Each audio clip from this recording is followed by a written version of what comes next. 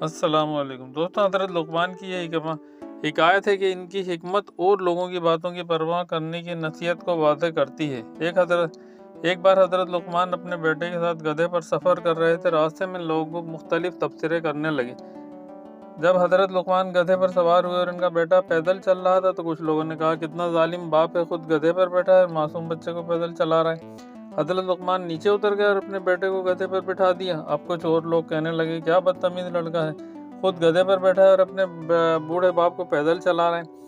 دونوں گدھے پر سوار ہو گئے۔ اب لوگوں نے کہا، کتنے ظالم لوگ ہیں، معصوم جانور پر دونوں بیٹھ گئے ہیں۔ حضرت لقمان اور ان کے بیٹے نے فیصلہ کیا کہ دونوں پیدل چلیں گے۔ اب لوگوں نے کہا، کتنے بے وقوف ہیں، گدھا ساتھ ہے لیکن اسے استعمال نہیں کر رہے۔ حضرت لقمان نے اپنے بیٹے کو سمجھایا، دیکھو بیٹا، لوگوں کی باتوں کا خیال نہ کرنا، ہر حال میں لوگ تم پر تنقید کریں گے، اس لیے ہمیشہ وہی کرو جو حق اور حکمت پر مبنی ہو۔